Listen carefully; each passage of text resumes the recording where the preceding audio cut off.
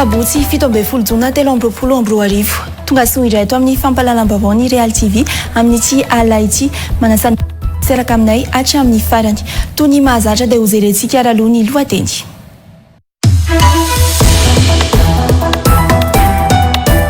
Olona efatra no naratra ka ny telo amin'ireo naratra mafy izay voatifitra teo amin'ny tongony. Zaza iray 12 taona no torana vokatry ny fanapohana bomba mandatsatra maso no nisakana natao tamin'ny mpanaladia ny filoha teo aloha marika Ravalomanana tao Antsirabe androany raha nambaran'ireo solombavambahoaka avy amin'ny antoko tiako i Madagasikara tany an-toerana.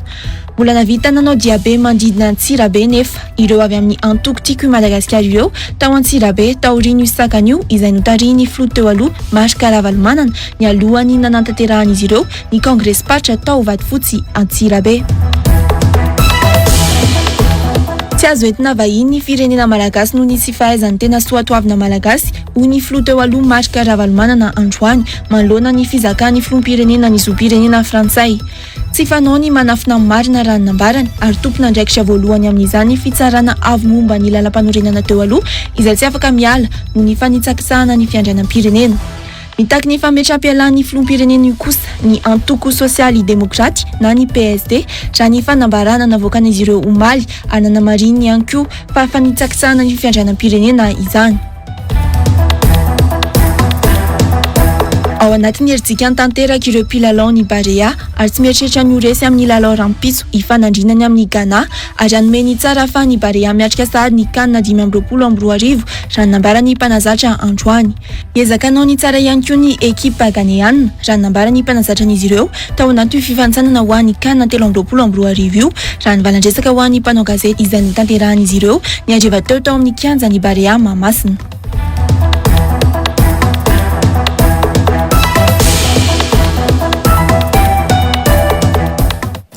Fahefavonao ihany koa miora hitondra amintsika ny vinavina ny mety toetry ny andro ho an'ny rampitso.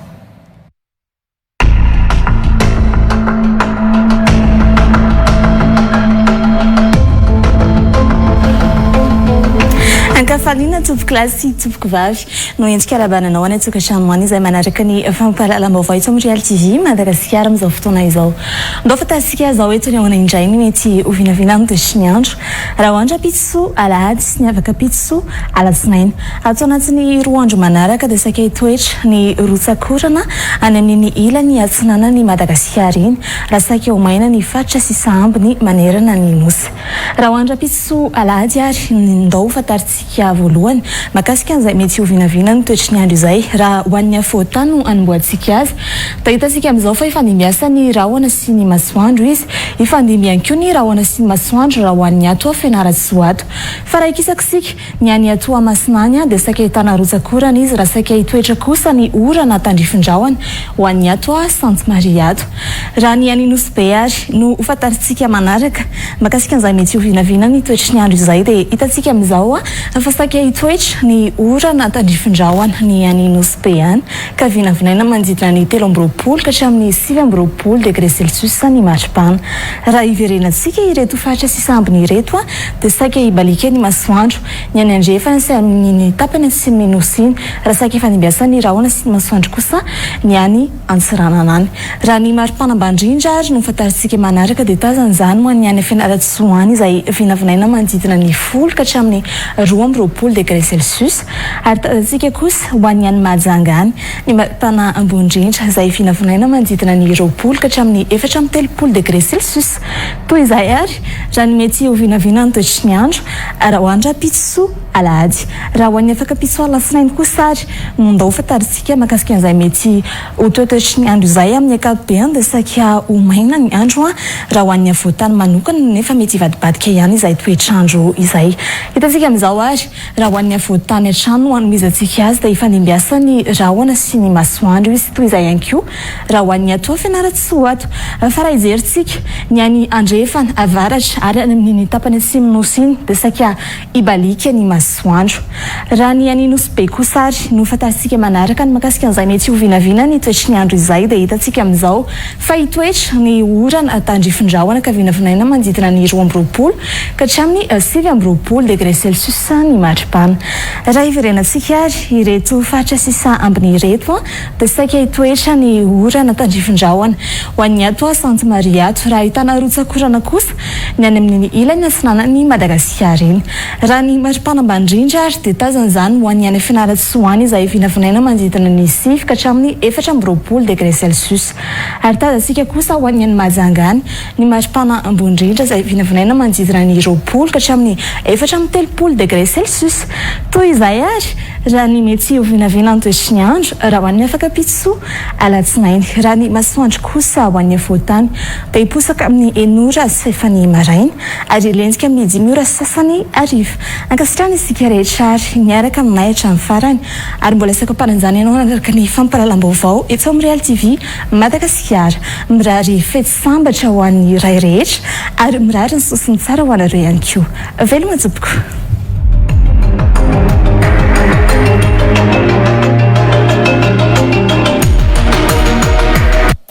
Iverenantsika ho jerena aloha ny lohateny mialoha ny teny idirantsika amin'ny antsiprieny.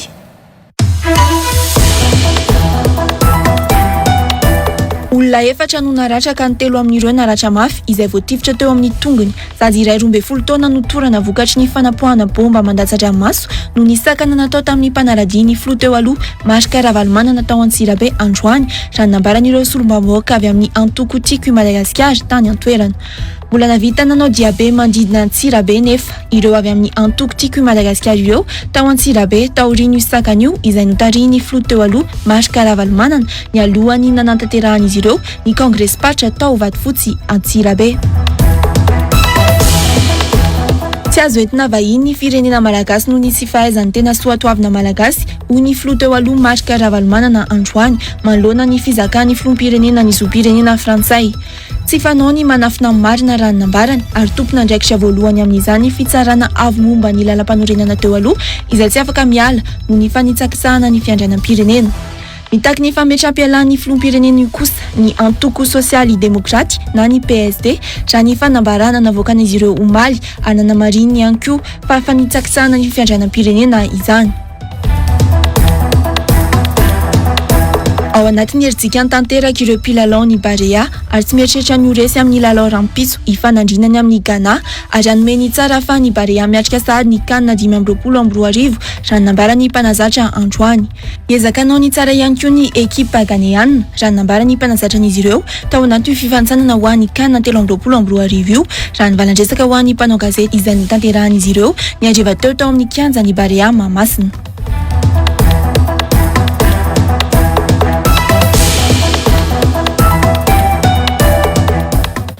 Idirantsika kosa ary ny Antsipriany. Olona efatra no naratra nandritry ny fanapohan'ny fitandron'ny filaminana bomba mandatsa-dranomaso nanaparitahana ireo mpanadia ny filoha teo aloha marika Ravalomanana tao Antsenakely Antsirabe androany. Zaza iray 12 taona ihany koa no sepitra ireo bomba mandatsa-dranomaso ireo raha nitatra avy amin'ny antoko tiako i Madagasikara. Nanomboka tany amin'ny tsena ny Sabotsy ny sakana natao tamin'ny marika Ravalomanana raha nambaran'izy ireo androany saingy nitoy izany ary tsy niembotra fa niroso hatrany ny filoha teo aloha niaraka tamin'ireo solombavôka atim. Congrès Patra fa 7 tanterahany antoko ity tao Antsirabe ity izay niarany sakana androany tatra izay avy hatrany ary. Nanomboka tamin'ny 10 ramaraina rehefa avy niantsena tao amin'ny tsena ny Sabotsy marika Ravalomanana no nanomboka ny fanakanana nataon'ireo mpitandro ny filaminana raha nitatitra ny vaovao avy any Antsirabe androany. Nosakanana tsy navela niditra tao amin'ny magro avaratsena izay saika anatanterahana ny Congrès Patra ny antoko ihany koa ireo olona izay efa tonga nisena any marika Ravalomanana io. Nitoy hatrany nefa nidiandreo fiara nitondra ny filoha teo aloha io ary narahandreo mpanaradia azy ihany koa rehefa tonga teo Antsenakely no nanomboka nirefitrefitra tsy nizany ireo bomba mandatsa-dranomaso ireo.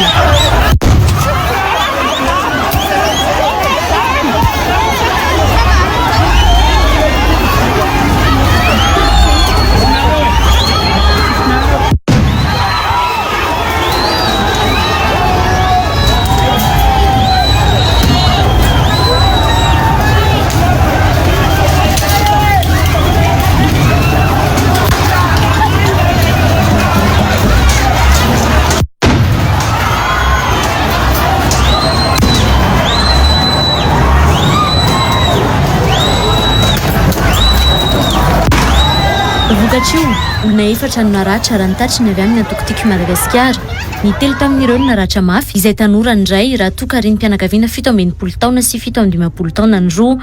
Zaza iray 12 taona ihany koa nisepitra ny baomba mandatsa-dranomaso tao anatin'ny fifanjevony io raha nitatitra ny vaovao hatrany. Tsy niala ny filoha teo aloha Marc Ravalomanana sy ireo mpanaradia azy fa nanohy hatrany. Tao anatin'izany aza no nanapahany filoha teo aloha hevitra amin'ny anaovana dia-tongotra itety Antsirabe indray.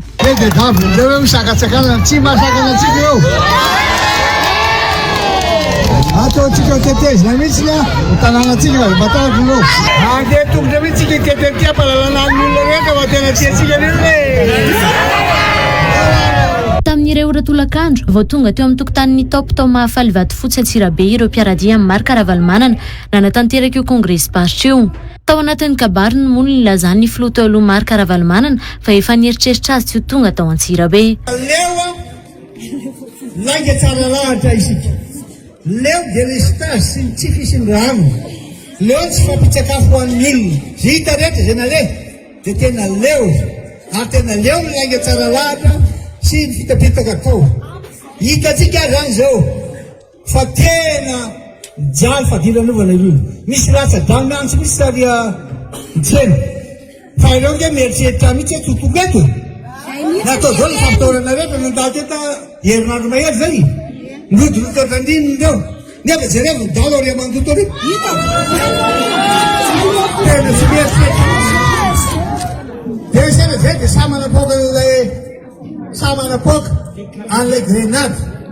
Solombavam-bahoaka voafidy tamin'ny anarany antokotiko Madagasikara miisa 10 no niaraka tamin'ny Marc Ravalomanana tany Antsirabe tamin'ny Congrès national ny antoko io. Tao anatin'izany ny solombavam-bahoaka ny boriboritany fahatelo, ny solombavam-bahoaka ny boriboritany fahaenina Todosoa Andriamampandry, ny solombavam-bahoaka ny Antsirabe faharoa, ny solombavam-bahoaka ny Ambohidratrimo, solombavam-bahoaka Rabekijana avy ao Amparafaravola, ny solombavam-bahoaka ny boriboritany fahadimy, ny solombavam-bahoaka ny Avaradrano, ny solombavam-bahoaka ny boriboritany faharoa, ny solombavam-bahoaka ny boriboritany fahaefatra, ny solombavam-bahoaka na Tsimondrano Alaira Tsimazafy ary ny solombavam-bahoaka na Antsirabe voalohany. Tao anatiny niara-dia tamin'izy ireo ihany koa ny sekretera jeneraly ny antoko-timma sy ny mpitarika ny RMDM. Isan'ny tanàna nanaovana tetika asa maharitra sy fantohana amin'ny fampandrosoana ny distrika ny Faratsiho raha nambarany Hery Rajaonarimampianina Antoany tany Antoerana. Izay no antony nametrahana ny lalana sy hopitaly satria faritra mamokatra sy afaka hamatsy vokatra maro io tanàna io na antsoina hoe pôle de développement intégré ho iatran'ny filoha teo aloha Hery Rajaonarimampianina. Mampalahelo nefa fa tsy nisy notohizana ireo asa fampandrosoana natao hoy Hery Rajaonarimampianina tao Faratsiho izay isan'ny tanàna voalohany notsidiany nanomboana ny fihaonana tamin'ny vahoaka ny Antsipriany zay ary. Tapaka ny fanarahana andrara-pirenena ho ny filoham-pirenena Hery Rajaonarimampianina fa tena latsaka lalina amin'ny firenena tao anatin'ny efataona. Manaja ny fifantokiasam-pahefana verina efataona teorina. Fa tao anatin'izay efataona izay miaingo foana nanaraka tsy tapaka 420 ora amin'ny 420 ora ny zavatra misy aty an-tanindrazana, ny zavatra iainanareo rehetrarehetra. Zao ny zavatra hitako tena mahitsy amin'ny teny latsaka lalina amin'ny firenena. Tena antitra ny vahoaka. Mila zay nampahitsiny zany e. Maro zany sa tsy marina? Da teny amin'ny lalana zay mba nijanona anay mandra-patoloka taty azy. Zavatra roa mba mahafinaritra tao bebary. Ny anankiray le tena zavatra manahirana dia tena hoe sahirana zay président, lafo ny zezika président, sahirana ny mpamboly président. Tsy tokony anaikosodoka ny dokam-barotra na ny fanambarana ihany koa ny vahoaka fa mila fotoana ny zavatra rehetra ho ny filoha teo aloha Hery Rajaonarimampianina. Nambarany aza fa tsy tokony anaiky ho fitahan'ny olona amin'ny zava-marevaka malagasy fa mila mijery ny ho avin'ny taranaka. Fotoana ny zavatra rehetra zay matsy no voizin'ny olona indraindray. Zay mavita zavatra, mavita angana dia mizara vary sakafo hohaniny zay. Manome vola le 5,000 ariary le sakafo hohanina androany any dia levo. Le vola 5,000 ariary na réal androany any dia lany. Dia aiza le taranaka, aiza le apitso, aiza le amin'ny enim-bolana sy amin'ny roa taona tsika zao no manorona an'izany ilaintsika mijery an'izany azo fitahan'olona mijery ny androany sy ny rapitso hitondrany zava-marevaka fotsiny fa mijere ny hoavin'ilay zanakao io le tezainao io mijere ny hoavin'ilay namanao eo akaikinao io tonga hitondra fanitanana ihany koa ny filonto aloha erazonary mampianina raha ny nambarany hatrany tonga teto atandrazana eo za hoe ary misaotra anareo zay nanao an'le fanasana fa nysoatanareo ato mihitsy n'le izy tadidinareo tsara ny teniko hoe tonga aho hitondra fanantenana vaovao mila mifanolo tanana ihany koa ny rehetra ho ny filonto eo aloha ery rajonary mampianina tena mampirisika mila miazakazaka isika mila mifampatoky isika satria zay ihany no antoka hitondrantsika ny fisandratany ty Madagasikara ity ary zay fisandratan'izay fantatry fa tadiavinao zay hitondra ny fahatsara-piainany zay zavatra zay ny fahatsara-piainan'ny olona miaina ty ambanivohitra tahaka ny olona rehetra manerana Madagasikara ka de zao androany isika andao anao fanampy amin'izany tsy fifidianana koron-dresantsika androany fa fanampy fotsiny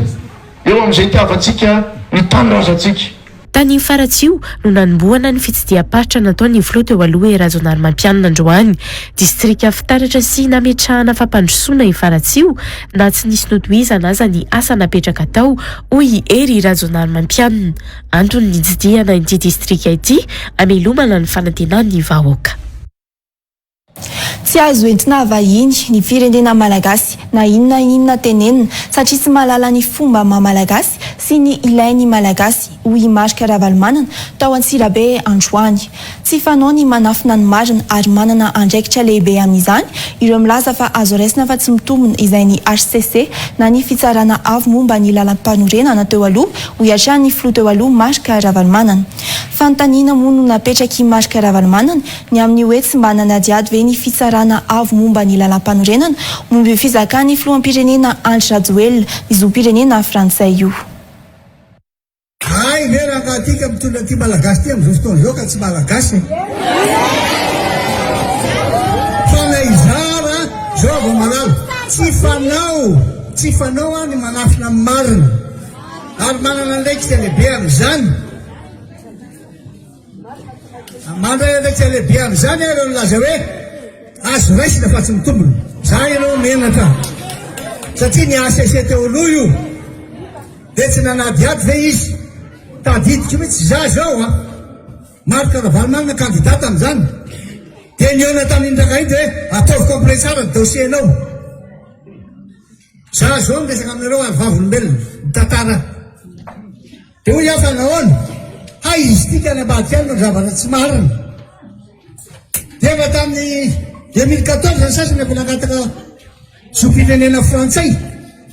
maninona raha mba niresahana raha ty zany maninona anao raha manadiady no mba milaza fa na inona tenenitsika tsy azo hoentina vahiny ny firenentsika fasika tsy malala fomba izy fomba mamalagasy tsy toavina no tsy malala ihany keo ohatra n'inona ny zavatra tokony hoainy malagasy ataony malagasy aiza naizana am'izany miezaky ihany izy no nisany tokony andraikitra voalohany am'izay zava-misy zao hoe aminareo ny mpikambana tao amin'ny ACC teo aloha tsy afa miala mihitsy izy na inona satria fanitsaky tsara ny fiandrianam-pirenena mihitsy ngatany seho mariny Marika Ravalomanana tao anatin'ny kabariny nandritry ny Congrès national ny Antoktim tao Antsirabe io fa malagasy ny tenany ary dady de zanaka malagasy ray sy reny dada malagasy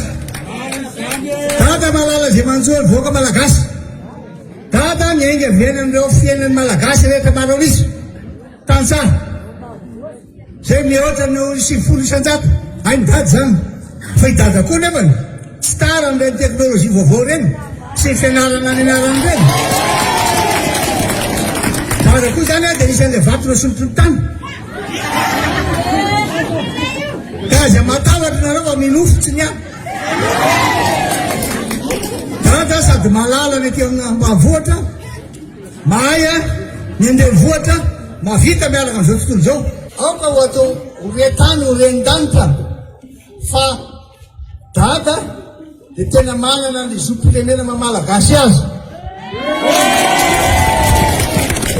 misy aminareo misy amivoaka malagasy malala tsara ny teviko a toerana mialako a toerana miasako a tia misy azany miasako zao ty toerana ty ka hoe tafaveriny eto amin'ny tany ny dada manam-porofo amindreo fa tena gasy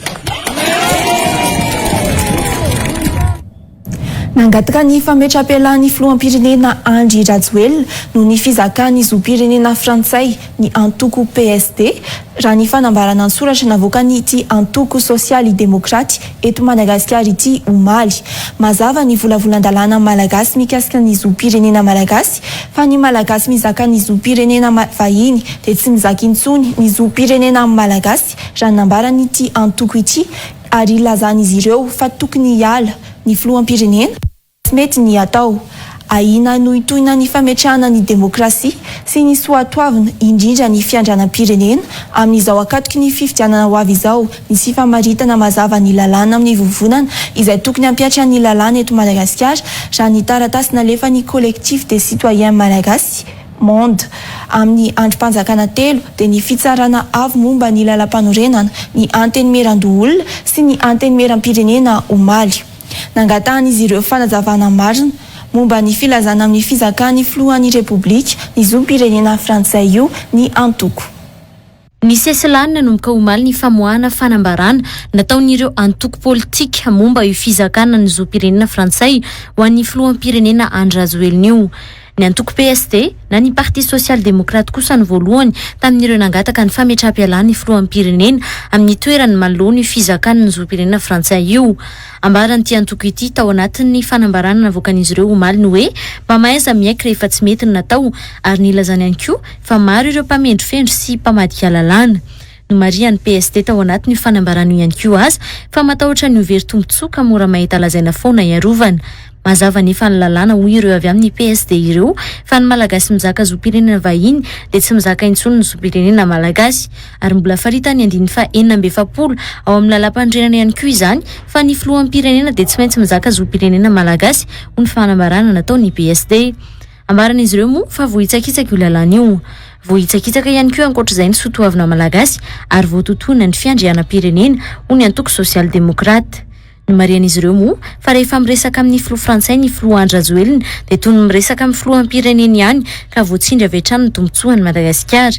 milaza ho manana AIA amin'ny mety sy ny firaisana tsokombakomba ihany koa aza ny antoko social démocrate io araka ny nambaran'izy ireo tao anatin'ny fanambarana izay navoakany ankoatra ny antoko PSD nandefa taratasy misokatra ho an'ny androm-panjakana mahify eto amin'ny firenena toy ny fitsarana avy momba ny lalam-pandrenana ny anteny meran-doolona sy ny anteny meram-pirenena ny avy amin'ny collectif des citoyens malagasy monde na ny 2CO2M omaly tao Paris mangataka fanazavana amin'izy ireo araka ny lalàna manan-kery momba ny lahatsoratra an-gazety tamin'ny la gazette la grande île tamin'ny 3 martsa sy ny lahatsoratra nosoratan'ny gazety Le Monde Afrique ny 15 jona izay laza fa misy profo mazava momba ny fizakan'ny filoham-pirenena ny zom-pirenena hafa ankoatra ny malagasy tamin'ny firotsahany hovidiana ny taona 2024 ambaran'izy ireo tao anatin'io taratasy io fa ina anohitoina ny fametrahana demokrasia marina sy ny soatoavina ary ny fiandrianam-pirenena amin'izao ankatoko ny fifidianana ho avy izao ny tsy famaritana mazava ny lalàna avy amin'ireo vovonana izay tokony hampiatra ny lalàna eto amin'ny tanin'ny repoblika ka izao no angatahan'izy ireo fanazavana tsara mikasika io zom-pirenena vahiny sy ny fahafahana mirotsaka ho filoham-pirenena io ho hiatran'ireo avy amin'ny collectif des citoyens malagasy monde na ny 2CO2M io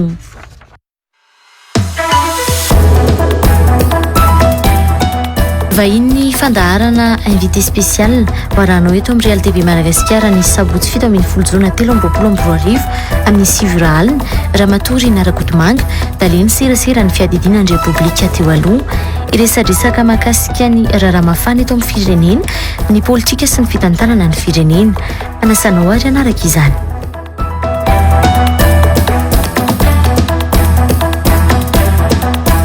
araka izany dia nitaleny serasera teo anivy ny fiadidinan'ny repoblika teo aloha Rina Rakotomanga no vahiny mendrika Razafindratsima ary rahinao ariny izao fampalalambavao izao fa nohizantsika ny fampalalambavao kosa indray politika ihany no afaka natsarana sy mamaolana hoy sy teny Randriana Soloniaiko androany tao Paris anaty fanomanana ny miavatory international izay tanterahiny. Tsy voatery ireo olona resy lahatra amin'ny sy teny Randriana Soloniaiko ihany koa no afaka manatrika izany raha nambarany. Tonga tao Paris ireo ekipa ny miavatory no tariny sy teny Randriana Soloniaiko ireo ary androany no nitsidika ny toerana izay natanterahana ny miavatory ao amin'ny domaine le Beauvoisier ao Ezone no tanterahana io miavatory ao Paris io. Efa tonga ny Paris manomana ny miavatory na ny miainy vahoaka any an-toerana sy teny Randriana Soloniaiko. Tao anatin'ny fifampiresahany tampanao gazety tany an-toerana no ilazany fa ny politika ihany no ahafahana manatsara sy mamaolana ka izay no ihainoany vahoaka izay tonga hatramin'ireo diaspora any ivelany. Ambarako amintsika diaspora rehetra eto Europa fa hatao eto Paris ny miavatory fotoana ahafahantsika mihaina anareo diaspora. Araka ny nambarako iny tsy voatery olona resy lahatra amiko ianao fa tena zava-dehibe malagasy atsika firenena ny resaka eto ny itenenantsika zavatra hanatsarana kokoa ny fiainany malagasy rehetra ary itenenantsika koa inona le zavatra makarary atsika tiatsika ho isina vahaolana any amin'ny politika satria na tsy tiana politika ihany no ahafahantsika manatsara sy mamaolana mba tsy hisy an'izay karazana hoe disrepère na déconnecté tanteraka amin'ny fiainantsika rehetra na any Madagasikara na aty ampitan-dranomasina ny programme rehetra izay atao. Ao Paris no anokafana ny miavatory international izay atomboka amin'ny sabotsy 4 jona ho avy izao io. Miavatory international eto a Paris moa no anokafantsika azy ary herinandro ray mialohan'ny miavatory amin'ny sabotsy zao isika androany. Androany no nitsidika ny toerana anatanterahany io miavatory io ireo ekipa ny prositena ny antoerana niaraka tamin'ny siteny Randriana Soloniaiko izay ny antsony izy ireo ny diaspora ao Frantsa anatrika izany. Tony domaine de la Beauvoisière no fankahitatsika amin'ny asabotsy 4 Jona manomboka amin'ny 2 ratolakandro ny fandraisana anareo dia misy ihany koa tsara ho fantatra ho an'izay tsy manana fiara fitaterana dia efa nieritrretran'izany ihany koa zahay dia azonareo alaina eo amin'ny garany Arpajon ny fiara fitaterana zany makaty eo amin'ny page ny siteny Randriana Soloniaiko page Facebook sy eo amin'ny page ny miavatory international officiel misy ny andindininy rehetra amin'ny fisoratana anarana sy ihany koa ny mikasika an'io fifankahitantsika io zany. Ny saotra ireo ekipa rehetra izay nanoma ny miavatory ao Paris ihany koa ny solombavam-bahoaka ny toliara voalohany sy teny Randriana Soloniaiko androany. Omaly moa no tonga tao Paris hiatrika io miavatory international io sy teny Randriana Soloniaiko. Tokony mamoaka ny daty anatanterahana ny fifidianana filoham-pirenena sy ny toeran'ny fanjakana momba ny fifidianana kominaly ary ny fangararana ny votetim-bola ny seni ny fitondram-panjakana ahafahana mahazo antoka ny isian'ny fifidianana ny tondra fitoniana eto amin'ny firenena hoy ny Rader. Tsy misy antony mazava tokony hamerana ny vola tokana ho an'ny fifidianana ho 70 miliara ariary ihany raha efa niteny ny seni fa 710 miliara ariary no ilainy anatanterahana ny fifidianana raha ny nambarany. Tokony ilazadeny izao ihany koa ny mpiara-miombonantoka raha anampina tsy amin'izao 5 volana efa irosona amin'ny fifidianana izao ho iatrany ny Rader Nancy Ranevson sy tokony haina Randrianjatovo. Tsy misy antony mazava ny famerana ny vola tokana ho an'ny fifidianana ho 70 miliara ariary raha toka efa niteny ny seni fa 710 miliara ariary no ilaina anatanterahana ny fifidianana ho ny mpikambana ao amin'ny firaisamonim-pirenena mpanaramaso izay fifidianana izay ho ny Rader androany. Nambarany fa efa mahatratratra ny amin'ny 7.9 miliara ariary ihany ny allocation anatin'ny teti-bola-panjakana na ny LFI 2023 ho an'ny volany seni raha nivaky ny famerana ny teti-bola ampiasaina io. Na dia efa nilaza aza ny seni fa misy ampahany vola ho raisiny ministera samihafa anatanterahana izay fifidianana izay. raha hoe efa niteny seny hoe 140 milliards d'ariary ny vola ilaina lasa miteny izy hoe 80 milliards d'ariary mba tokony fantatra mazava hoe ahoana tsara le répartition le vola ahoana ny ahafahany manena an'izay vola izay amin'izao ary na ny antoka ananatsika olo-pirenena hoe tena hitondra any amin'ny fifidianana azo antoka sy mitondra fitoniana tsy mazava aminay hoe manina moa no ferana le vola atokana amin'ny élection efa miteny tokony andraikitra nyseny hoe zao no ilaina tokony manaraka an'izay ny fanjakana raha tena hoe mitady an'izay élection mba hoe anatin'ny fitoniana izay. Ny fanampiana ny seny no tokony ho lara-pahamehana amin'ny vola fanampiny na ny budget additionnel raha tena vona iroso amin'ny fifidianana ny fitondram-panjakana rehefa tsy niroso ny fanitsina ny teti-bola-panjakana ho iatrany Onrader. Aminay moa zany hoe mipetraka foana hoe raha ny ilaina le fanitsina dia le hoe amafisina le budget any seny rehefa tsy natao le fanitsina ka miteny fanjakana hoe misy fomba hafa ahafahana manome vola zany amin'izay secteur sehatra iverina hoe mila vola ary aminay moa zany dia le seny no hoe lara-pahamehana inona tsara zany fanapa-kevitry ny fanjakana amin'izay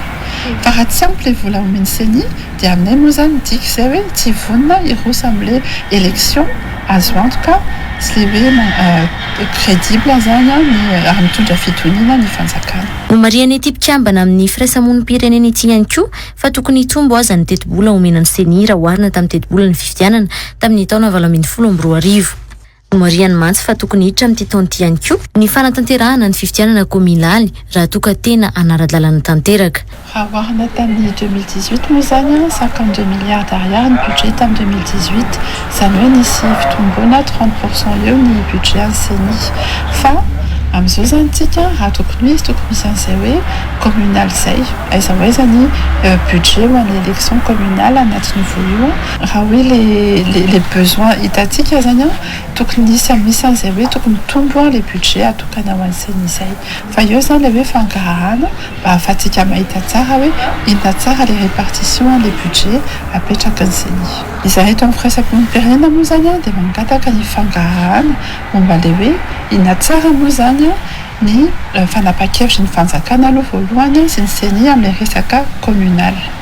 tokony atao amin'ity taon'ity io raha tsy atao amin'ity taon'ity moa zany dia hoe ahoana lasa fandika-dalàna zany izay dia ahoana tsara zany position ny fanjakana sy ny seny momba an'izay. Tokony mazava ihany koa ny fanampiana avy amin'ireo mpiara-miombonantoka amin'ny alalan'ny basket fond amin'izao 10 volana tsirosoana amin'ny fifidianana izao ho ihany Onrader. Le izy moa zany marina fa tsy voatery hoe vola nomeny mpiara-miombonantoka fa ka hoe en nature zany le hoentin'ny mpiara-miombonantoka ary misy fomba moa zany ahafahantsika mikaoty any hoe ohatrinona zany le contrepartie an'izay en nature izay fa araka ny lazain'ny seny moa zany efa 140 milliards no mitenen'ny seny tamin'ny voalohany hoe vola ilaina raha hoe hanao an'izay élection présidentielle zay fotsiny tsy tafiditra en communal hitantsika moa zany fa tsy mesika me 68,6 milliards amin'izao ny vola misoratra ny sora-bola ho an'ny seny anatin'ny loi de finance dia le hoe amenoana an'izay zany raha tokony izy no tokony hoe avy any amin'ny mpiara-miombonantoka rehefa tsy ameno ny fanjakana aminay aloha raha hoe 10 volana alohan'ny élection mbola tsisy resaka le basket fond dia aminay efa tara aloha zany zay ary araka ny fiheveranay azy tsy afaka hoe antenena loatra zany hoe basket fond ab'izao. Sivy alina sy eninety sy 9.20 tapitrisa sy 20 miliara ariary ny totaly ny teti-bola nampiasain'ny seny tamin'ity taona 2024 ity raha ny tatitra nataon'ny filohan'ny omaly. Sivy alina sy 1 sy 1.50 sy 300 tapitrisa sy 1.10 miliara ariary izy no voafaritra tao anatin'ny teti-bola-panjakana 2024 na ny LFI 2023 ary efa nisy ny teti-bola fanampiny 4 sy 5.30 sy 700 tapitrisa sy 7 ariary nampiasain'ny seny ihany koa. Ho an'ny fifidianana izay ho tanterahana kosa indray ny taratasy nalefa ny talian'ny kabinetra ny fiadidinan'ny Repoblika ho an'ny maso ivonivondrona Eoropeanina ny 7 aprily 2024 lasa teo dia noferan'ny governemanta sy ny seny 70 miliara ariary ny teti-bola ho an'ny fifidianana filoham-pirenena eto Madagasikara amin'ity taona 2024 ity.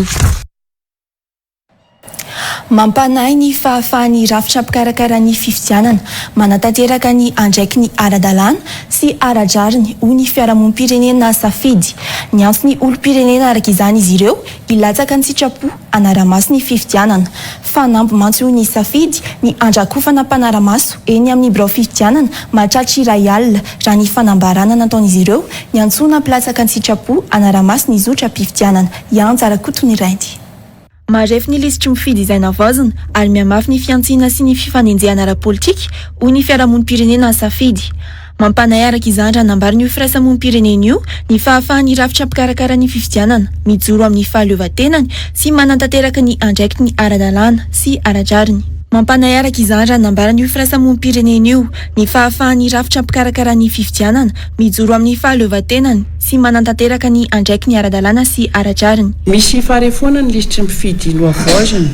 miamafana ny fiatsiana sy fifanenjehana ara-politika, miatery ny fahafahana mizara sy maneho hevitra, mampanahy ny fahafahan'ny rafitra mpikarakara ny fifidianana mijoro amin'ny fahaleovan-tena sy manantanteraka ny andraikitra ara-dalàna sy ara-drariny. Mila olom-pirenena tompon'andraikitra araka izany ny firenena araky ny fanambarana nataon'izy ireo mba ahafahana manana fifidianana marina sy eken'ny rehetra ny vokatra. Efa vonana ara-maso eo anivon'ny birao mpifidianana mahatratra iray alina isan'ny safidy ary ametraka mpanara-maso eo amin'ny 10,000 avy amin'ny fikambanana firaisamonim-pirenena miara-miasa aminy. Hiparitaka ny amin'ny faritra 13 sy distrika 710 ireo. Nanao antso amin'ny olom-pirenena irosaka ny sitrapo amin'ny fanara-maso ny zotra mpifidianana noho izany firaisamonim-pirenena safidy. Tsy ampanefa izany isa izany hiatrehana ny fanamby amin'ny fandrakofana amin'ny birao mpifidianana iray manontolo eto amin'ny firenena. Ka izay no anton'izao antso ho an'ny olom-pirenena izao hanolo-tena ho mpanara-maso ny fifidianana ko andao ary hijoro indraindraikitra ho an'ny fahamarinana mandritra ny fifidianana. Andao hiarina safidin'ny olom-pirenena mba tsy ho voahodinkodina ka lasa ny tsy tokony landray no mitondra ny firenena. No mariny ity firaisamonim-pirenena ity fa isy ny fiofanana omena ireo mpilatsaka ny sitrapo mialohany anatanterana ny fanara-maso. Misy ho izy ny fepetra takina amin'ireo mpilatsaka sitrapo ireo sahala amin'ny tsy mpiambana anaty antoko politika ary tsy hita manao fampielezan-kevitra pahabe maso na ankalamanjana miandaina amin'ny kandida na antoko politika iray. Nolaniny solombavambahoaka omaly zoma 9 jona nandritry ny fivoriana ny raisana ny fametrahana ny fatra fa 420 ao Ambatosoa. Distrika misa roa no mitambatra amin'ny fatra io ka ao anatin'izany maro antsetra sy mananaravaratra izay ahitana komina misa 930 ihany koa. Ho fanomezana fahefana fehiny vahoaka ny fotony eo amin'ny fanampahan-kevitra sy ny fitantanana ary ho fametrahana ny fitsinjaram-pahefana miabo no nametrahana io fatra io. 970 sy 1 kilometatra tora-droa ny velaran-tany io fatra vaovao io ary ahitana mponina misa 720 sy 4 sy 9. I maro antsetra kosa no voafatra ho chef-lieu de région amin'izany. Fatra efa ahitana foto-drafitrasa maro ary manan-karena eo amin'ny seha-piariana ihany koa i Ambatosoa toy ny arena kibon-tany, volo-fanondrana, fiompiana ary jono. Ny fandalovan'ny filoham-pirenena tany Mananara ny 5 jona lasa teo no nampanantenainy ny fametrahana io fatra fa 420 io ary 12 andro monja taorian'ny fandalovana io noho izao nolaniny parlementizao ny fametrahana azy. Lafim-baovao hafa kosa indray mandidina ny 5,000 sy 1 taonina ankehitriny ny kakao vokarin'i Madagasikara raha 500 sy 7,000 izany teo aloha raha ny tatra nataon'ny ministera ny varotra. 1 ariary kosa ny kilaon'ny kakao io eny amin'ny tany Sampamboly raha toka mandidina ny 4,000 ariary ny kilao tamin'ny taondasa. Tokony vondrona anatin'ny rafitra iray ireo mpamboly na ireo mpikirakira na ireo industrialy na mpanodina na ireo mpanondrana eo ihany koa ny mpividy eo amin'ny tsena iraisam-pirenena ahafahana mametra ny vidiny lavanila sy ny jirofo hoy Edgar Razafin-Drava nandritry ny fionana tamin'ny volo ny iraisam-pirenena momba ny kakao andia ny taona 13 izay notanterahana ny 14 sy ny 15 jona lasa teo. Takitra izay vaovao izay avy hatrany ary.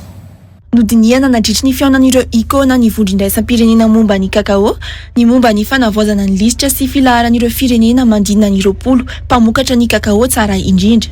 Firmarina no kakao fin azo aondrana isaky ny firenena manerana an'izao tontolo izao. Ka izay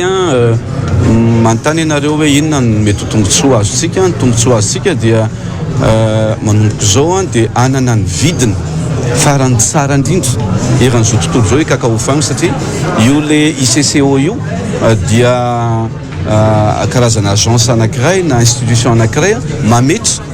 mijery ny vidin'ny cacao fin eran'izao tontolo zao ka zay no mahatsara ny fisiny zao fiona ohatran'izao dia anjarantsika zany satria betsaka no tsika zao dia anisany mihitsy miady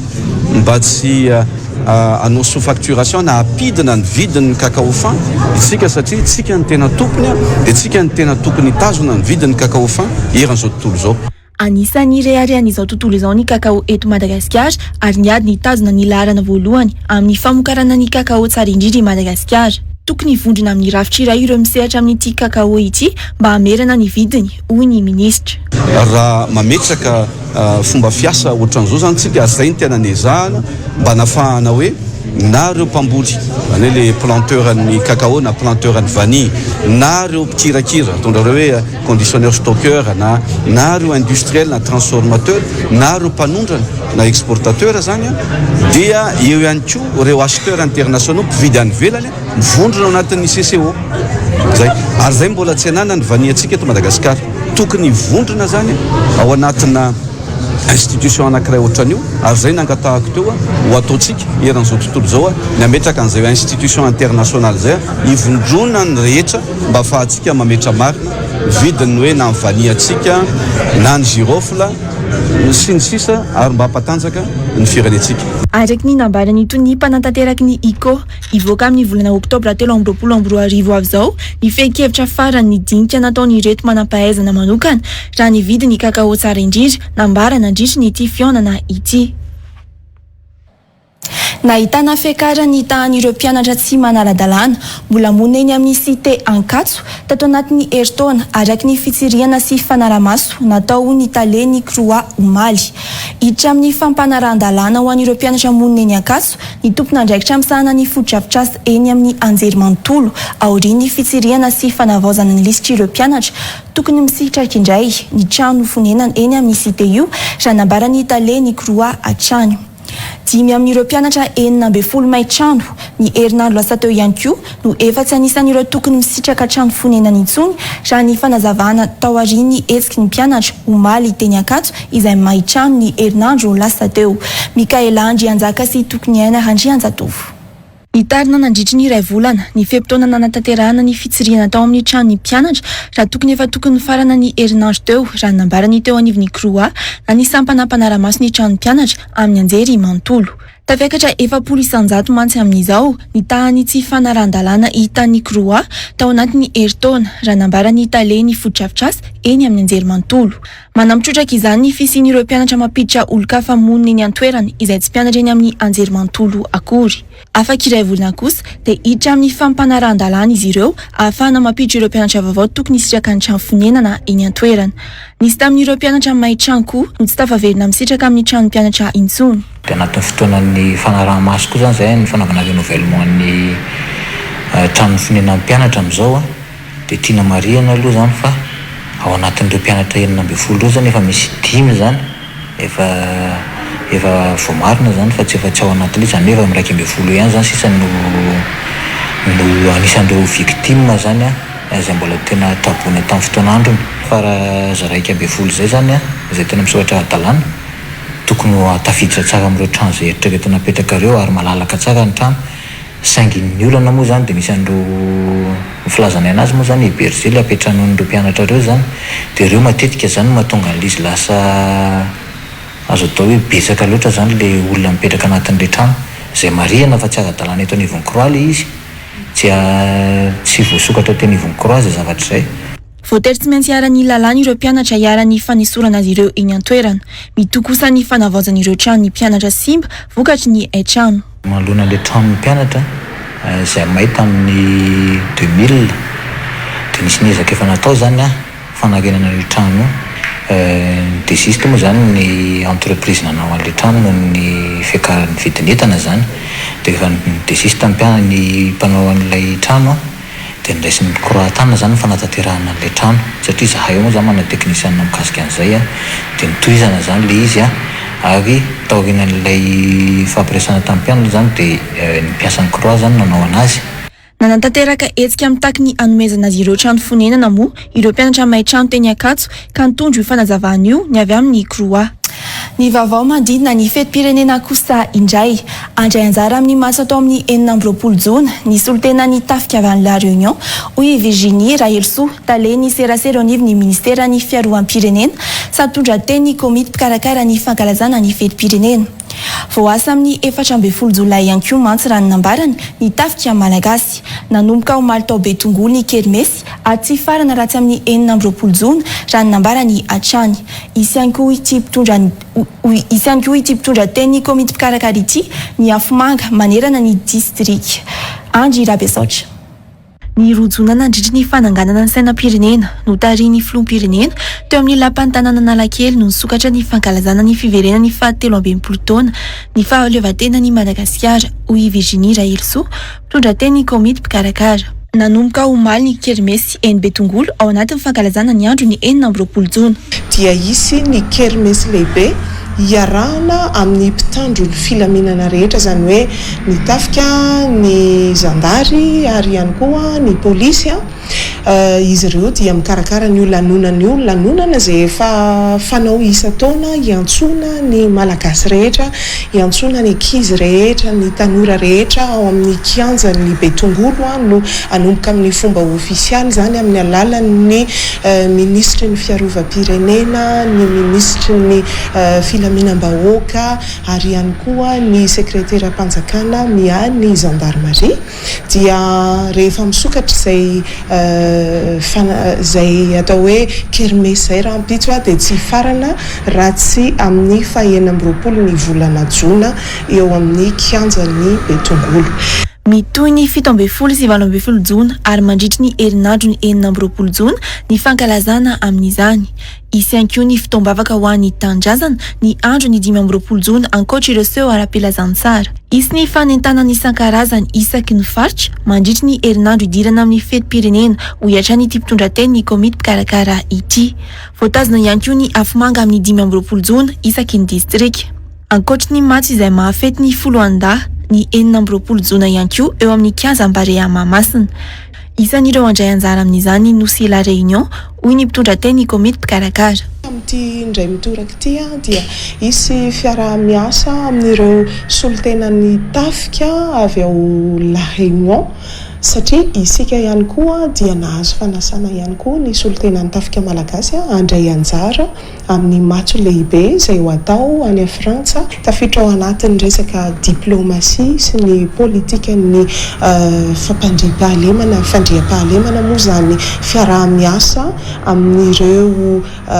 ataontsika hoe firenena maro. Malagasy mirahina, Madagasikara mandroso io moa no loha hevitry ny fankalazana ny fiverenana ny fahaleovantena amin'ity taona ity. Atevena ny mpitandro ny filaminana anaramasy ny fankalazana ny fetim-pirenena hoy ny jeneraly Andry Rakotondrazaka. Isy ihany koa ny hery vonjitaitra manerana ny renivohim-paritany sy ny fanetsehana ny mpamonjy voina raha nambary ny komandy ny gendarmerie pirenena hatrany. Nanantanteraka fivoriana raisina omaly ny polisy nasionaly ny tafika malagasy ary ny gendarmerie pirenena Yanja Rakotonoraindy. Tsy maintsy misy ny lamina mialohan'ny atrehana ny fetim-pirenena hoy ny jeneraly Rakotondrazaka Andry. Tanjona araka izany hoy izy ny anantanterahana ny fankalazana ny fiverenana ny 17 taona ny fahaleovantena ny Madagasikara ampilaminana. Isy noho izany hoy izy ny fanatevenana ny mpitandro ny filaminana anaramasy mandritry ny fankalazana manerana nosy. Dia ny fanatevenana ny fanaraha-maso ny fankalazana zay manerana nosy na any amin'ny commune na any amin'ny district na any amin'ny faritra indrindrindrindra moa zany eto amin'ny renivohitry Madagasikara dia eto Antananarivo dia atevenana ny mpitandro filaminana. Isy ihany koa ny hery vonjitaitra manerana ny renivohim-paritany izay ahetsika mandritry ny fankalazana ny 9 jona io. Isy ireo hery vonjitaitra amin'ireo tanàn-dehibe isan-karazany indrindrindrindra ny renivohitry ny faritra zany amin'io fankalazana io. Dia isy koa ny fanetsehana ny vonjovonana ny pompier zany na any amin'ny CPC zay eo amin'ny tafika mandritra ny fotoana io amin'ny sanatria mety isy ny loza maro isan-karazany mety hitranga na loza mpiarakodia na fahamaizana sy ny karazany nanomboka omaly ny kermesy eny Betongolo ao anatin'ny fankalazana ny andro ny 4 jona. Tsy mieritreritra ny Ores ny Barea ho an'ny lalao ifanandrinany amin'ny Ghana anatin'ny fiadinany tomponakany Afrikana CAN izay tanterahana rapitso eo amin'ny kianjany Barea raha nambarany mpanazatra Romuald Rakotondраbe na coach Roro Androany. Tsy nanao référence tamin'ny fifandonana tamin'ireo ekipa ny Ghana tamin'ny CHAN nefa izy raha ny paikady nataony fa arakaraky ny asa natao ihany raha ny nambarany. Tanjona amin'ny lalao rampitso ny atafiditra ny Madagasikara ho isan'ireo andray anjara sahady amin'ny CAN 2022. Hiezaka hanao ny tsara rehetra avy aminy kosa ny ekipa ghanéenne satria tsy mora ny fanandrana amin'ny Madagasikara hoy ny mpanazatran'izy ireo nandritry ny valagn'iresaka ho an'ny mpanao gazety nataony Barea sy ny Ghana izay fandona rampitso eo amin'ny kianja Barea amin'ny fifanitsanana ho an'ny CAN 2022. Nansira 900 sy Andry Rabesaotra. Tsy mbola namoaka ny lisitry ireo mpilalao 12 hiakatra eny an-kianja ho an'ny lalao ifanandrinana amin'ny Ghana rampitso eny amin'ny kianjan'ny Barea. Ny mpanazatra azy ireo ny coach Roro Androany raha nambarany Androany tamin'ny mpanao gazety. Rampitso eo an-kianja no fantatra ny besin'ny maro raha nambarany ireo ilalao. Tanjona mantsy ny ananan'ireo mpilalao ireo ny Ertsain amin'izao fiatrehana ny lalao izao hoy ny mpanazatra azy ireo. Efa fantatra ny andry rampitso ary efa miomana amin'izany ny ekipa sy ny mpanazatra ka tsy mieritreritra ny Ores raha ny nambarany coach Roro. Ny tena teny faratra eto aminareo teny faratra hoe teny efa hita. Zay ny antony manantena, zay ny antony nanaovana fanazarantena efa elaela zay. Ary zay ny antony mbola mahatonga ny mbola manao fanazarantena ny Androany ny mitady an'izay hoe inona ny fomba mba tsy afabaraka ny Barea Madagasikara mba azahoana fa zahay tonga dia masamy teny anareo tsy manino zahay tsy mieritreritra ho risy mihitsy rapitso. Fiatrenan'ny lizy mazava be efa mahafantatra inona ny miandry ao rapitso raha risy fantatra hoe fialabe zany mahafantatra an'izany ary matona anaiky dia vonona ny atrika sy sendra zavatra miseho dia fantatra ihany koa rehefa mandrisy. Manana tombony ihany anefa ny ekipa-pirenena ifanandrina amin'ny Ghana rampitso no ny fifangaroana misy eo amin'ny mpilalao hoy coach Roro. Tombony ihany koa ny fahafahan'ireo mpilalao eto an-toerana miakatra ambony kokoa raha nino amafisiny. Mino fa nahitinareo Toto Ibrahim ny fiantsonan'i Ibrahim tsy voatery tena hoe tsy maintsy milalao izy rapitso. Eo Metanira ao Carolus misy ny Rivotsaro misy ny mpilalao rehetra zay afaka amin'ny alalan'ny zavatra ohatry zao no ahafahana mitarika ny zandrikely hiakatra avo kokoa. Amiko manokana aloha tsy mieritreritra mihitsy ary tsy manao référence ny lalao tany amin'ny saniny iny zavatra roa samy hafa ty toerana andresan'ny Ghana tany Algérie dia tonga dia mitohy tsy maintsy resy koa ny Ghana eto. Ho ahy manokana zany tsy mieritreritra an'izay fa zao izy arakaraky ny asa ataonay sy ny zavatra ataonay niezaka zay nijery ny vidéo marina tsy mitovy ny ovam-panazatra izy io toy mitsika malagasy ny ovam-panazatra ny ovam-pilalao ihany koa izy misy mpilalao efa tsy milalao tsony milalao mity lalao miveriny ity tonga am'izay zay fa naizany naty zany na ndinika sy nao analizy ny lalao tany Ghana. Nanamafy izany fifangaroana eo amin'ny ekipa izany ny kapteny Barea Ibrahim Amada ary vonona amin'ny lalao rampitso raha nambarany. Ho anao izy raha mandray an'ity dia ekipa nasional malagasy io izy fa tsisizany hoe expatrié na locaux satria moa classe ohatry dia baby teto amintsika izy hoe rehefa CAN dia expatrié rehefa CHAN dia locaux fa ny système itsy moa zany hoe rehefa zany no mitondra an'ity ekipa-pirenena ity dia gasy daholo tsika donc zay zavatra tsapa zany ohatra eto hoe mifangaro tsara ny groupe tsy misy miavakavaka zany napetrany tsara izy dia misy identité tsara zany ekipa am'izao. Ny fanomanana moa zany dia efa nanomboka lolo kely zay joueur efa teto atoerana dia inoko fa vonona tsara daholo zay na ara-tsaina na ara-batana sady efa tonga daholo moa zay mpilalao rehetrarehetra any andrasana. Ilalao ara-pirarahina ny Ghaniana ho kosa mpanazatra azy ireo misy ireo manaja ny ekipa-pirenena malagasy amin'ny lafiny rehetra. Na izany aza azo lazaina fa mafy ny ekipa-pirenena malagasy amin'izao ka tsy maintsy misy ny fanomanana. Ilalao ampamendrihana sy miaraka amin'ny respect zareo manana respect ngezany be ho an'ny ekipatsika dia hiezaka foana koa ny miany izay maximum satria zareo efa miomana tsara na côté technique na ireo mpilalao satria raha tsy ao anatin'ny raha tsisy fiomanana tsara ozy izy dia tsy azo résultat sy performance dia efa vonona ry zareo a malgré hoe mafimafy match ara-pitsy. Namafisy ny Jordana io mpanafika kalaza ao amin'ny ekipany Ganamo io amafy ny ekipa pirenena malagasy io. Bien sûr, c'est toujours un honneur de représenter mon pays avec mon frère qui est le capitaine. On sait que demain ça va pas être un match facile, ça va être un match compliqué comme tous les matchs en Afrique. Mais comme on sait depuis le début de notre carrière avec la sélection, on va donner le meilleur de nous-mêmes, essayer de faire le meilleur pour le pays,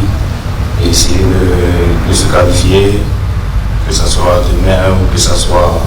en septembre. Mais le plus important, c'est de bien jouer et de faire une bonne performance. On a une nouvelle génération aussi qui est en train de se mettre en place.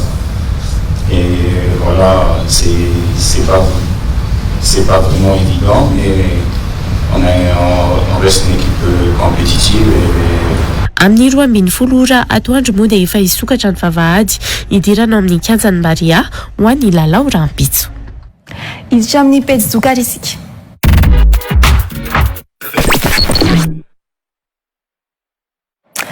Azo antoka ary atokisana no vetivety vita ny fanaovana didipotra ao amin'ny klinika fidy Ambatomainty ka maro ny ray aman-dreny no resy lahatra amin'ny hitondrana ny zanany ao amin'ity toeram-pitsaboana ity raha nambaran'izy ireo androany. Nisy tamin'ireo ray aman-dreny sendra ny mpanao gazetinay androany no avy lavitra kanefa no ny fametrahana fitokisana tamin'ny dokotera fidy dia tonga teny an-toerana izy ireo. Manomboka amin'ny fitora sasany maraina moa ny fandraisan'olona rehefa zoma sy sabotsy tahaka izao. Betsaka rehefa vanim-potoana ny ririnina tahaka izao ireo ray aman-dreny manana zanaka lahy kely no misafidy ny hanao asoavana na didipotra ny zanany eny amin'ny klinika fidy Ambatomainty. Fahatokisana sy fananana traika efa antaonany maro no ny safidianana ny toeram-pitsaboana ity hoy ireo ray aman-dreny tonga nitondra ny zanany teny androany. Ny antony dia satria mivadika taty ihany natao didipotra dia dokotera fidy ihany nanao anazy tamin'izay hoe atokisana hozy zareo. Izay ny tenendry zareo efa nanao taty. Vetivety kely sady vetivety be sitraka. Hita aloha hatreto dia hita fa ara-dalàna ary tena atao rehetra dia vetivety sitraka. Efa rehatra amin'izay zany izay ny tena betsaka ny dokotera fa tsy dia hoanina fa hoe taty zany efa nahazato nanjafy kely nanina dia ohatran'izay. Roa minitra eo raha ela indrindra dia vita ny didipotra ho an'ny zaza iray. Vetivety no sady tsy mandeha ary tonga dia afaka mandeha avy hatrany ireo zaza vita didipotra ao amin'ity toeram-pitsaboana ity hoy ireo ray aman-dreny. Safidianana an'ilay hoe anao dokotera aloha zany eo amin'ilay hoe mba tsy mandeha raha be ilay izy zay ngamba sady vetivety sady mba hoe vetivety. Fahitanareo anazy tao mahafinaritra sady tsy mitovy tonga dia vetivety dia vita sady tsy dia hita hoe mandeha raha be ilay ohatran'ilay mahafinaritra. Voasambo aloha ny zeto fa miteraka sy ny aminy fa le amanaraka ato foana angamba ny amanaraka. Misy avy lavitra kanefa mametraka fitokisana ny dokotera fidy ireo tonga rehetra no didipotra ny zanany ao amin'ity toeram-pitsaboana ity noho izany azo antoka sy tsara fandraisana.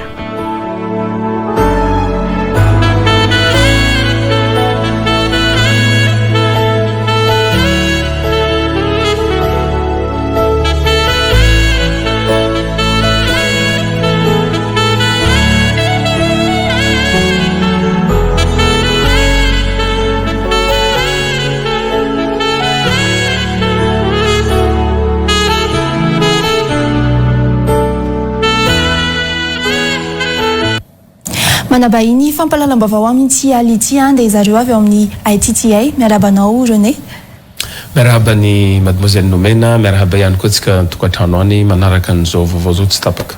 Araky ny efa fantatry ny maro momba ny fianarana teny anglisy no entinao inandray zany zavabaovao amin'ity ala ity monsieur René. Raha ny ITTA araky ny efa nataonay teto nisy fotoana niakatra teto mahakasika ny mahazava-dehibe ny teny anglisy dijoroanay satria ny tenako manokana hitany tombotsoa amin'izay fahaizana teny anglisy zay rehefa betsaka ny nampiny spoken English course ITTI amin'ny fifehezana teny anglisy ary indrindrandrindra moa lasa internationaly afaka manome diplôme international ny ITTI am'izao anatin'ny efabolana anao de mahay miteny anglisy amin'ny alalan'ny fampiasana ny reto boky reto le boky reto zay mizara niveau anankiroa le izy reto boky reto nefa miaraka amin'ny DVD daholo dikan'izay zany akoatra efa mampianatra iny efa mahazatra ny tsirairay isam-bolana misy fidirana foana ohatra zao amin'ny volana manaraka io zao amin'ny le 3 juillet ndray zao ny fidirana manaraka manera Madagasikara amin'ny ITTI amin'ny province rehetrarehetra avy any Toliara ka hatrany Dego fa amin'ny ty ndray mitoraka ty zany de resaka manokana momba ny hoe tolotra livre book zany zay avy ao amin'ny ITTI na soany olona maro zay zany hoe tsy voatery makany ampianarana ndray zany ny olona tsy voandroany moa zany izy ty nomena fa efa hatram'izay fa maro zany ny olona mety tsy malala ary mitady hevitra foana za mbola tsy mana fotoana ina zany mety hoe tombontsoa raha mividy boky hoarina amin'ny hoe mianatra mandeha makany ampianarana ity boky anankiray ity 20 minutes a day ny anarany manomboka amin'ny niveau débutant niveau farany ambany ka hatrany amin'ny avancé zany hoe miaraka amina CD izy ty misy zany hoe ity no mampianatra anao zany hoe ny feokony ao anatin'ity de raha ohatra anao zao makany ampianarana dia ny zavatra ato anatin'ity ihany ny anaranao any ampianarana fa ny mampiavaka azy mahita mpianatra namanao ianao mahita mpampianatra eo androanao ianao fa raha ianao mividy an'ity boky ity de lasa feoko no henao ny zavatra atao any ampianarana ihany no ataonao fa ianao ndraiky zany dia noho ny anao tsy afaka dia farafakeliny zany 20 minitra isan'andro nangatahana aminao anaovana inona henoana hakana tahaka hitadidiavana de hamerimberena zany hoe you listen, imitate, memorize and repeat again and again. Zay zany ny teny baiko zay antsony zareo anazy ao hoe 4 mots magiques. Vous écoutez, imitez, mémorisez, après vous répétez. Zay zany le système afahanao mandranto ty cours d'anglais ity amin'ny fotoana zay ianaranao mampanam-potoana anao fa farafakeliny fotsiny 20 minitra isan'andro. Vitanao ty mahay miteny anglais tsara anao fampitomboana vocabulaire. Ty fampitomboana vocabulaire ty nefa tsy de hoe miankina amin'ty loatra azonao ty zany mandeha irery ho an'olona efa mahay zany afaka mividy an'ity foana izy ho an'olona tsy mahay afaka mividy an'ity izy mividy an'ity izy zay zany le dikan'izay ny tena tombotsoa ho an'ny olona zay tsy manam-potoana dia afaka miteny anglais foana izy kanefa ny zavatra ianarany ao an-trano de mitovy tanteraka amin'ny zavatra ianarany raha makany ampianarana izy dikan'izay zany fotoana zany zao nantsony hoe English sans frontières zany hoe no border anglais sans frontières zany naizanao ny DVD no ianaranao de zay ny avantage aoriny fampiasan'le olona le boky ve zany misy ny mary pahaizana ohatra ahafahana mamantatra ahafahany miditra any amin'ny sehatry ny asa ohatra araky teneniko teo amin'ny maha no ny tenako ny ekipako zay miezaka manindraindra ary manao promotion miezaka zay mampatsiahy ny olona hoe ny teny anglisy tompoko tsy facultatif tsy hoe option anankiray na zavatra anankiray azonao safidina tsy ianarana tsy zay ny teny anglisy dikan'izay zany zahay mihitsy no miezaka mampatsiahy ny ray aman-dreny any atokantrano any hampatsiahy ny zanany hoe mianara teny anglisy ny namana ny havana malala olona zay eritreretinao hoe mendrika ary mila le teny anglisy le olona io olona akaiky azy io namana io dia nanao promotion zahay satria raha tena marina ny ty boky ty zany zao 45 000 ariary lasa 30 000 ariary ao ty zao 60 000 ariary lasa 45 000 ariary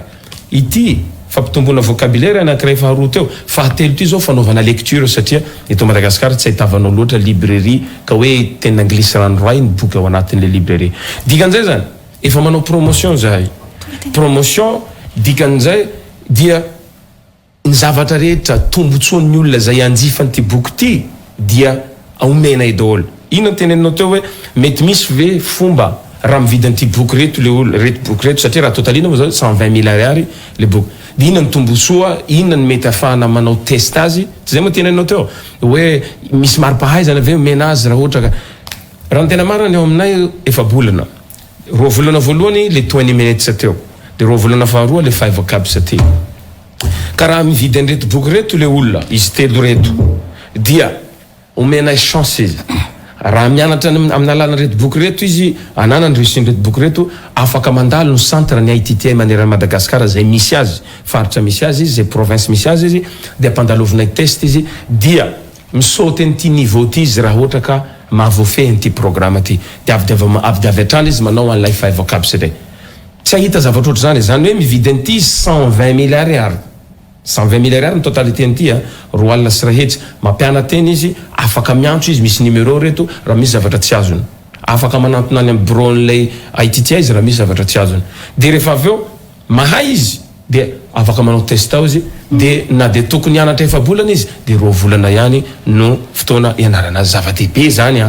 fanampiana ihany zany satria efa nanolo tena ny zahay hanampy ny tanora malagasy satria marobe nefa nahita tombotsoa amin'le hoe miasa indrindra fa anglais américain no sady miaraka amin'ny diplôme avy New York no tena avantage n'le ITTI. Ndao ary tiantsika vetivetiky ny amin'ny banzay. Ndao ary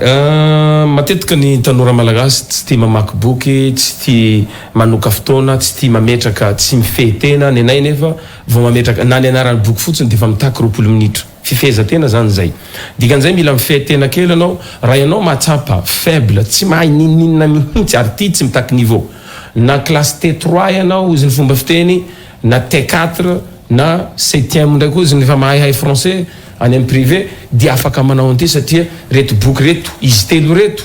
akoatran'le lecture dia misy teny gasy trilingue zany ty ny langue ny teny anaranao teny anglisy fa fanazavana amin'ny teny gasy amin'ny teny français dikan'izay na izy anaiza anao afaka mianatra teny anglisy ary azo alefa aminao amin'ny alalany ro orinasa fandefasana entana any amin'ny faritra reto raha ohatra ka vidinao amin'ny mivola afaka antsoinao reo numéro ny faritra rehetrarehetra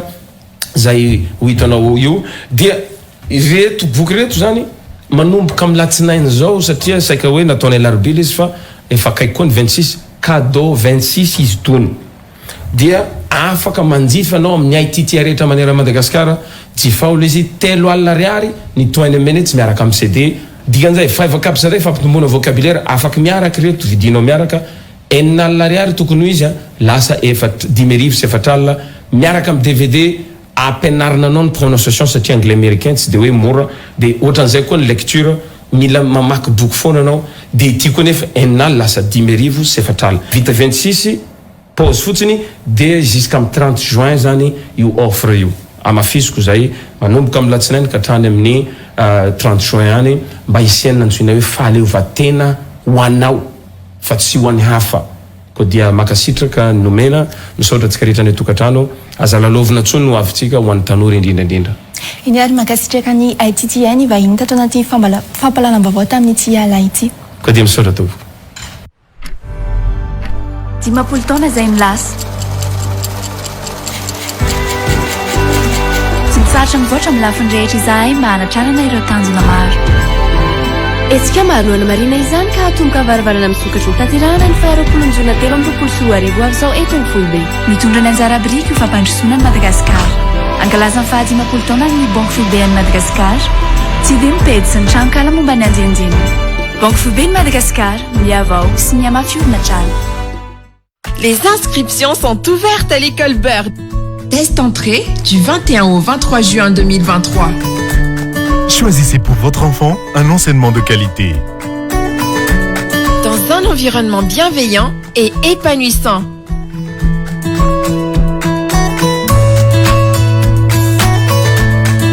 On se plaît à Bird. Offrez-lui toutes les chances de succès. École Bird, homologuée de la maternelle au lycée. École Bird, ensemble vers la réussite.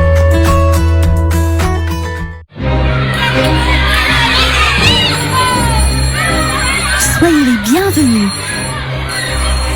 ITTI American High School Madagascar est une école qui pratique un système éducatif américain 100% en anglais et accrédité internationalement, en salle et en ligne pour vos enfants de 3 ans à 18 ans. Préscolaire, école primaire, collège, jusqu'au lycée. ITTI American High School Madagascar prépare de manière unique les élèves à devenir des citoyens du monde. Obtenez votre diplôme d'études secondaires à Madagascar, qui est accepté à la fois aux États-Unis et à l'étranger,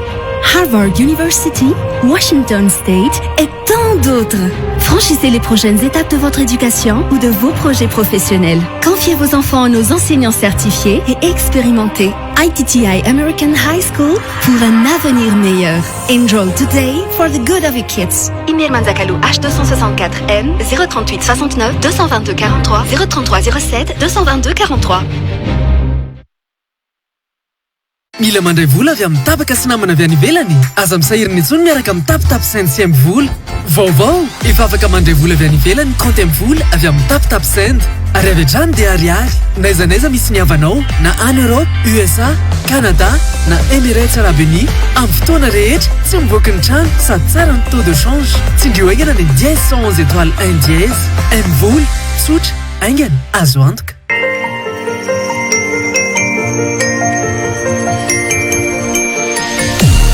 Manapetra ny fifankatiavana fandefasam-bola avy any an-dafy makaty Madagasikara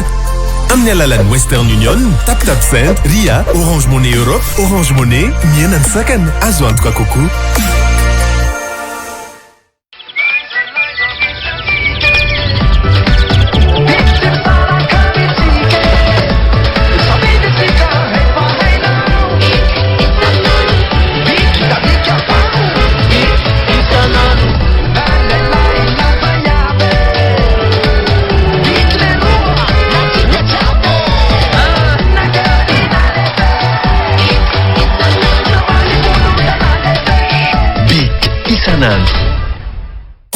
Neny ao amin'ny Aigle-d'Or moa misy kapa tsy vokatra maro hafa ho an'ny lehilahy Ie, misy kapa, kiraro, polo, t-shirt, bandoulière, sac banane sy vokatra maro be. Satria mila makantsika mijery ny fanomezana tsara indrindra ho an'ny dada amin'izao fetiny ray izao. Hay tokoa ho fankalazana ny fetiny ray dia hozarainy Aigle-d'Or porte-clé na porte-carte même po ny ireo mpanjifa kapa hoditra ho an'ny dada. Ny 12 jona hatramin'ny 17 jona izao. Tolotra manan-kereny amin'ireo magazay Aigle-d'Or rehetra manerana nosy kararao tiare. Aigle-d'Or manandratra avy antsika.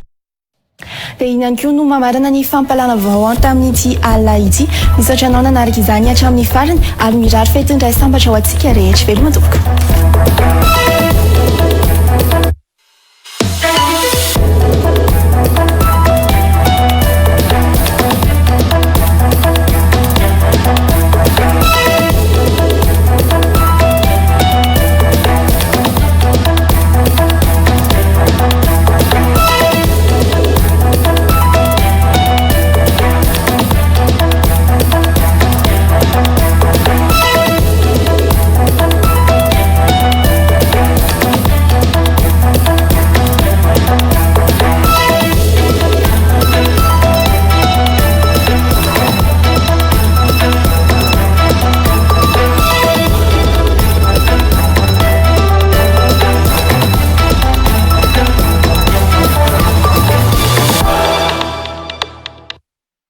Real News Natulchi.